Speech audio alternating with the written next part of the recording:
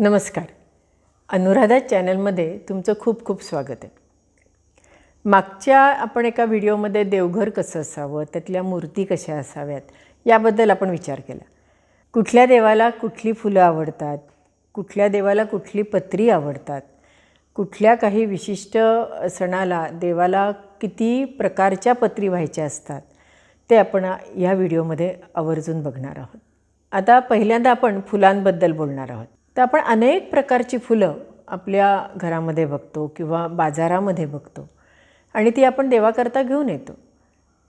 परंतु देवाला जी फुलं वाहतात ती सगळी सुगंधी फुलं वाहिली जातात.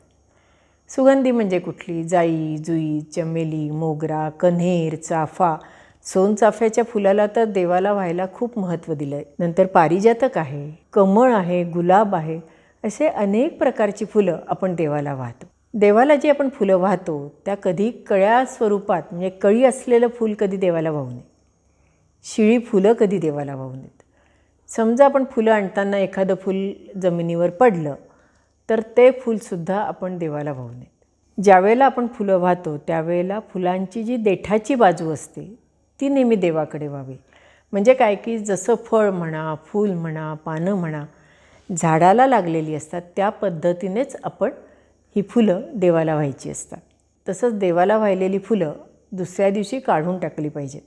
म्हणजे काही वेळेला काय होतं की आपल्याला पूजा करायला वेळ मिळत नाही, आपण फक्त हळदी कुंकू वाहतो, पटकन नमस्कार करतो आणि कामाला लागतो. पण असं नाही.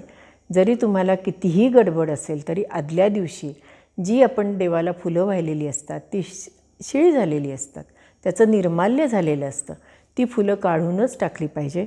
समजा जरी त्या दिवशी आपल्याला फुलं व्हायला दुसरी फुलं नसतील तरी हरकत नाही, पण निर्माल्य झालेली शिळी फुलं असतील ती काढून टाकावी. एखाद्या कागदाच्या पिशवीत सगळी फुलं भरून ठेवावी आणि मग नंतर आपल्या बागेमध्ये म्हणा किंवा जिथे निर्माल्याचा कलश असतो काही गावांमध्ये तिथे नेऊन ती फुलं टाकली पाहिजेत. देवाला वाहिलेली फुलं आपण कधी माळू नयेत. या छोट्या छोट्या गोष्टी ज्या आहेत त्या आपण फुलं वाहताना नक्की लक्षात ठेवाव्यात. आता तुम्हाला माहिती की गणपतीला लाल फुलं आवडतात. लाल जास्वंद हे गणपतीचं अतिशय आवडतं फुल आहे. देवीला पांढरी फुलं आवडतात, म्हणजे मोगरा आहे, पारिजातक आहे, नंतर जाईजुई आहे. विष्णूला कमळ आणि पिवळी फुलं ही विष्णूला आवडतात. सूर्यालासुद्धा पिवळी फुलं आवडतात. आता हे आपण फुलांबद्दल साधारण माहिती आपण बघितली की कोणाला कुठली फुलं आवडतात, कुठल्या देवाला आवडतात. तसंच फुलं वाहताना अशी टाकू नये कधी, छान त्याची रचना देवाच्या पायापाशी करावी. तसंच देवाला फुलं इतकी वाहू नये की आपल्याला देवाचं मुख म्हणजे तोंड दिसणार नाही अशी फुलं वाहू नयेत. हे झालं फुलांबद्दल. आता पत्रींबद्दल आपण बोलूयात. पहिल्यांदा पत्री म्हणजे काय हे सगळं मी जी नवीन पिढी आहे त्यांना माहिती करता मी पत्री म्हणजे काय सांगते. यातल्या बऱ्याच आपल्या व्ह्युअर्सना पत्री किंवा हे नियमसुद्धा माहिती असतील. पण पत्री म्हणजे झाडाची पानं. तर ही झाडाची पानं कुठली कुठली असू शकतात. तर एकूण 16 प्रकारच्या पत्री देवाला वाहिल्या जातात. त्यामध्ये काही फुलांची पानं असतात, काही फळांची पानं असतात आणि ही पत्री आपण देवाला वाहतो. जो आपण फुलांचा नियम आहे तोच पत्री वाहतानाचा पण नियम आहे की देठाची बाजू देवाकडे असावी आणि पत्री वाहताना ती नेहमी पालथी व्हावी. अगदी विड्याचं पान जरी आपण देवाला वाहत असू तर किंवा देवापुढे आपण विड्याची पानं ठेवतो तर त्यावेळेला देठाचं पान, देठ जे असतं विड्याच्या पानाचं ते देवाच्या बाजूला असावं आणि जी देवाच्या पायापाशी पत्री आपण वाहतो ती देठही देवाच्या बाजूला असावं आणि शिवाय पत्री ही नेहमी पालथी व्हावी. पत्रीसुद्धा कुठल्या देवाला कुठली आवडते. सगळ्यांना माहिती आहे की गणपतीला दुर्वा आवडतात, तसंच गणपतीला शमी आवडते, महादेवाला बेल आवडतो. असे काही म्हणजे ह्या देवांना ह्या पत्री जास्त प्रिय आहेत. तसंच विष्णूला तुळस आवडते. त्यामुळे ज्या ज्या देवांना ज्या ज्या पत्री आवडतात त्या आपण त्यांना व्हायच्या असतात. दुर्वा या नेहमी 3 अग्राच्या म्हणजे 3 त्याला असे अग्र असावेत किंवा 5 असावेत किंवा 7 असावेत, पण शक्यतो 3 आणि 5 अशा तोडाव्यात. नंतर त्या सुकलेल्या शिळ्या झालेल्या अशाही दुर्वा नसाव्यात. दुर्वांमध्ये सुद्धा काही गवत आपल्याला मिळतं तर तसं लांब लांब नसतं. दुर्वा ह्या अगदी बारीक काड्याच्या असतात. अशा 21 दुर्वांची एक म्हणजे जुडी बांधून ती गणपतीला वाहिली जाते. मग 21 जुडींची 21 जुड्या करून त्यासुद्धा गणपतीला वाहिल्या जातात. तसंच बेलसुद्धा शिळा नसावा, त्याची पानं किडकी नसावीत, ह्याही गोष्टी आपण बघू शकतो. नंतर विष्णूला ज्या वेळेला आपण तुळशी वाहतो तर एकच पान कधी वाहू नये. मंजिरी सगट किंवा टोका सगट अशी 5-6 पानं असलेली तुळस आपण तोडावी आणि ती विष्णूला व्हावी. म्हणजे एक पान तुळशीचं घेतलं आणि ते देवाला वाहिलं असं असू नये. मंजिरी सगट तुळस आपण व्हायची असते. आता पत्री तोडतानासुद्धा अगदी दणादणा पत्री तोडू नयेत. कोळी पानं कधी तोडू नयेत किंवा झाडाचं जे कोंब आलेलं असतं ते कधी तोडू नयेत. म्हणजे पत्री तोडताना झाड दुखावता कामा नये. अलगद पत्री तोडली पाहिजे. जेवढी पत्री आपल्याला पाहिजे तेवढीच तोडावी.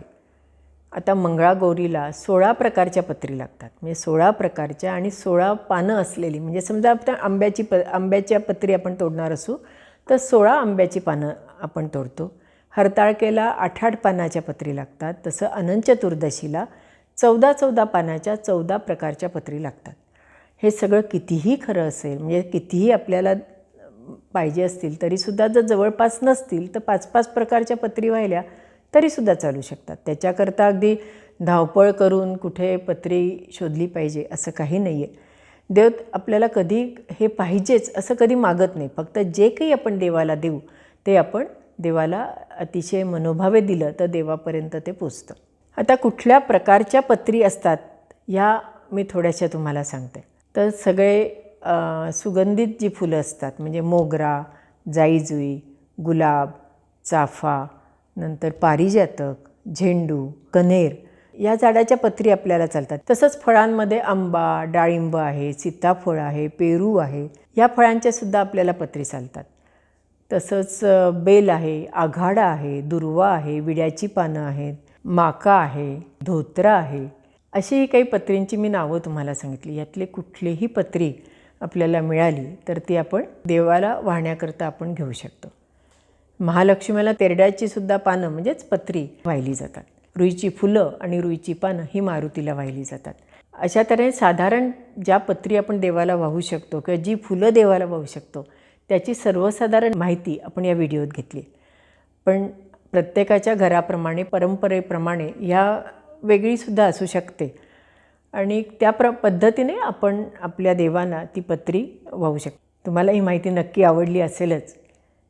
अशा अनेक प्रकारच्या देवघराबद्दलच्या माहिती मी तुम्हाला पुढच्या व्हिडिओमध्ये सांगणार आहे. तुम्हालाही कुठल्या गोष्टीच्या शंका असतील किंवा काही माहिती हवी असेल तर नक्की मला अभिप्रायामध्ये कळवा. मी तुम्हाला देण्याचा प्रयत्न करेन.